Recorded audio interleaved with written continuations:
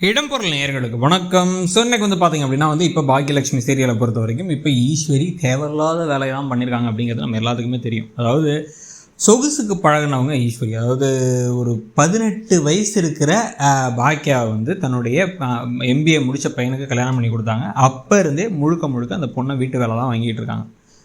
எந்த அளவுக்கு அப்படின்னா நான் சமைக்கிறதா, ஐயோ நான் சமைச்சு நாளாச்சு அப்படின்னு சொல்லிட்டு சமைக்கிறதுனாலே பதறி போகிற அளவுக்கு இவங்க கிட்டத்தட்ட லாஸ்ட் 26-27 வருஷமாக அவங்க தான் கிட்டத்தட்ட 30 வருஷம் அப்படிங்கிறாங்க.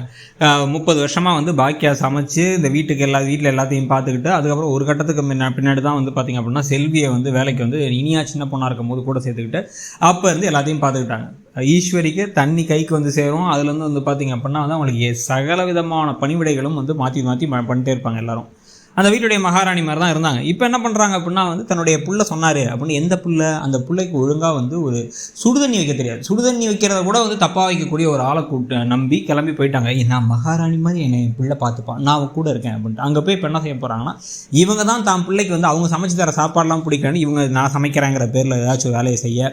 அது மட்டும் இல்லாமல் பார்த்தீங்க அப்படின்னா சண்டைகள் வேறு, மன நிம்மதியே இருக்காது. ஏன்னா கமலா, அதாவது ராதிகாவுடைய அம்மா ஏதாச்சும் குறை சொல்லிகிட்டே இருப்பாங்க கண்டிப்பாக. ஏன்னா இவங்களை வீட்டை விட்டு அனுப்புனா தான் கரெக்டு. நம்ம திடீர்னு நம்ம பையன் வீட்டுலாம் போனோம் அப்படின்னா இந்த அம்மாவை ராதிகா கூட விட்டோம்னா ராதிகாவை தலையை முடிய போட்டு பிச்சு எடுத்துருவாங்க. இப்போ அந்த ப்ரெக்னன்சியை கெடுக்கிறதுக்கு என்ன வழி இருக்கோ அதுதான் பார்ப்பாங்கன்னு சந்தேகம் வேறு இருக்கும்.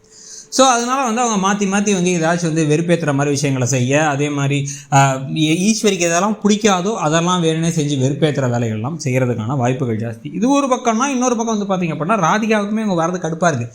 ஏன்னா ஈஸ்வரி ராதிகா கிட்ட சில நேரங்கள் எப்படி நடந்துப்பாங்க எல்லாத்துக்கிட்டையுமே அவங்க அப்படி தான் நடந்துப்பாங்க. மூஞ்சி தூக்குறது, எரிஞ்சு விடுறது. இதில் வேறு அந்த குழந்தை இருக்கிறனால தான் இவ்வளோ பிரச்சனைங்கிறனால இந்த குழந்தைய கலைச்சிட்டு திருப்பி சொன்னவங்கள வீட்டில் கூட வச்சுருந்தா ஏதாச்சும் என் குழந்தைக்கு ஆபத்து வந்துடுமோ, அந்த மாதிரி ஏதாவது பண்ணிவிடுவாங்களோ அப்படிங்கிற சந்தேகம் வேறு அவங்களுக்கு இருக்க போகுது. இந்த பிரச்சனைகள், சண்டைகள், சச்சரவுகள் இதெல்லாம் இருந்துகிட்டே இருக்க ஒரு கட்டத்தில் மேலே ஈஸ்வரி கடுப்பாகி கோபியை பிடிச்சி இழுத்து, நீ தானடா என்னை வர சொன்ன, நீ எனக்கு ஒழுங்காக பஞ்சாயத்து பண்ணுறான் அப்படின்னு மாற்றி பஞ்சாயத்து பண்ண. அந்த பிரச்சனையில் மாட்டி வைக்க பேசாமல் அம்மாங்கிறதுக்கெலாம் நம்ம இங்கே இருந்தால் நிம்மதியாக இருந்திருப்போம். அங்கே விட இங்கே தான் பிரச்சனைகள் அதிகமாக வருது. இவ்வளோ பாரு, இன்றைக்கி வச்ச சாப்பாடு சரியில்லை, எனக்கு இந்த சாப்பாடு தான் வேணுங்க, அதை நான் ராதிகா செய்ய மாட்டேங்க, ஹோட்டலில் வாங்கி தரேன்னா அது எப்படி ஒத்து வருங்க அப்படின்னு மாற்றி சண்டை வரப்போகுது. இதில் ரொம்ப பாதிக்கப்பட போகிற இன்னொரு கேரக்டர் யாருன்னு பார்த்தா மயு தான். மயு மேலே வெறுப்பை காமிப்பாங்க ஈஸ்வரி. அதே மாதிரி மயு பாட்டி அப்படின்னு சொன்னால் கூட என்ன பாட்டி இந்த பக்கம் அப்படின்னு சொல்கிறக்கூடிய ஆள் தான் அவங்க.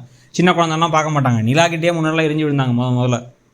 ஸோ இதில் என்னென்ன பிரச்சனைகள் வரப்போகுது அப்படிங்கிறலாம் யோசிச்சு பார்த்தா ஈஸ்வரி சீக்கிரமாகவே பாக்கியா வீட்டுக்கு வந்துடுவாங்க. ஆனால் பாக்கியா அதை ஏற்றுக்கணுமா வேணாமா, இல்லை என்ன பார்த்தீங்க வந்துட்டீங்க, அங்கேயே இருங்க, உங்கள் பையன் தான் ரொம்ப பாவம், உங்கள் புள்ள ரொம்ப பாவம் இல்லை, உங்கள் புள்ள கூட இருங்க அப்படின்னு சொல்லி அனுப்பிவிட்டா பரவாயில்ல.